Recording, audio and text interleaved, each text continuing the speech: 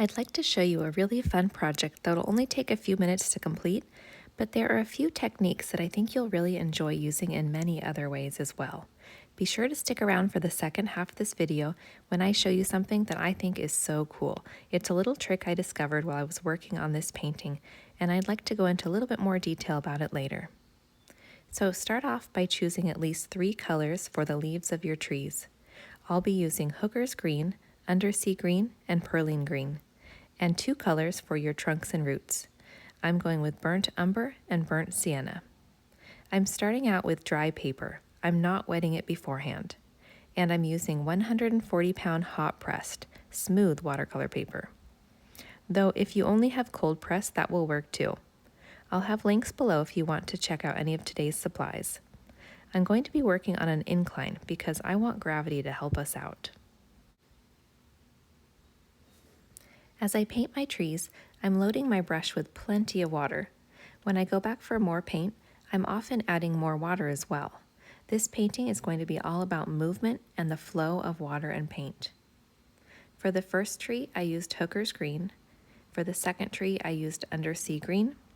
And notice how the trees are very close together. I'm going to welcome the overlap and embrace the way the colors blend into one another.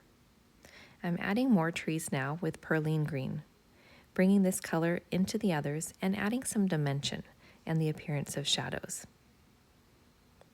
Because the paint is still wet, the colors are mixing nicely as I drop in a little here and a little bit there.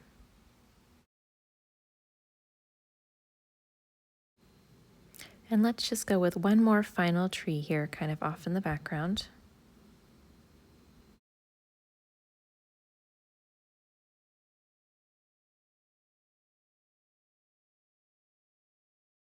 For the next step, go ahead and grab one of your trunk colors and line them up under the trees.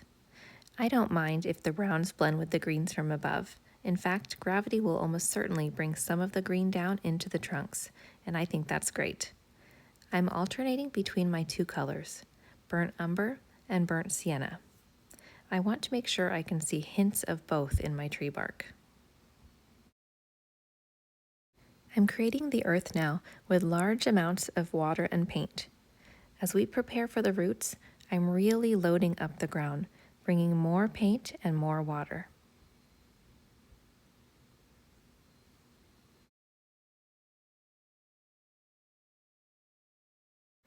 Now, using the tip of my brush, I'm basically breaking the seal. I'm busting open the dam and creating rivers and streams for the buildup to trickle down into. See how I'm letting gravity do most of the work, and I'm just guiding it along. This part is so much fun, and remember, keep alternating your colors when you do add more paint.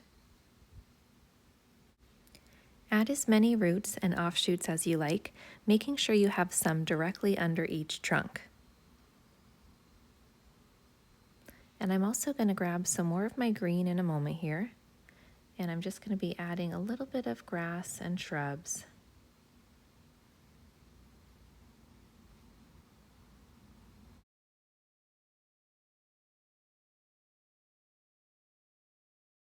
Okay, I think that should just about do it. And I'm going to throw in a few birds because I always love to add a few birds into the sky, especially in a painting like this where we don't have a background. And why don't we go ahead and try some splatters? I'm going to throw in a little bit of burnt sienna for that. Okay, that should do it. So I'm about to go into that cool trick I mentioned at the beginning of the video, but first, let's think about other ways we might be able to use this dam and river technique of loading up an area with paint and water, then letting gravity help. What if we tried flipping our paper upside down and using the trickles for bare trees in winter? Or we could use it to create stems for flowers. I feel like there's a lot of room for experimentation here. Okay, let's get to it. So I'm starting once again with a tree, pretty light in color, plenty of water. Now watch closely. What I'm doing is just dropping in a darker shade, and I'm letting it follow the previous path. Isn't that so cool? We'll see that again in a moment as I move on to the next one. So we're doing another watery tree in a different shade of green.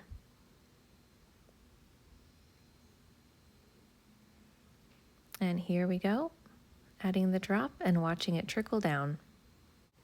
I'm still working on an incline, so we're getting a lot of movement. This is allowing me to accomplish two things.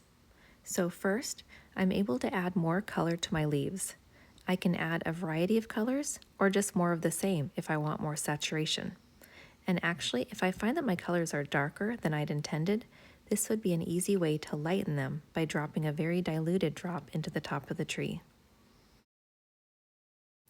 And the second thing I'm doing is I'm keeping my trees wet. The drop I added had a lot of water, so I'm re-wetting the entire path, and this allows me to play around with my colors for a little bit longer. So see how I'm still getting that great bleed as I add in the darker green? When I was filming the first part of this video, I realized that my trees were drying too fast, and I had this idea to buy myself more time. And by the way, you can adjust your incline to fit your needs. A steep slope will cause your drops to race to the bottom, while a subtle slope will allow the drops to pool a bit as they work their way down slowly.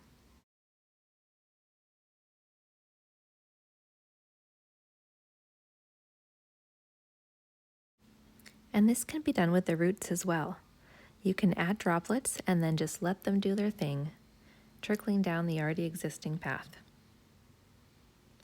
If you're familiar with the watercolor technique known as charging, this is basically a form of charging where you're dropping one wet color into another wet color.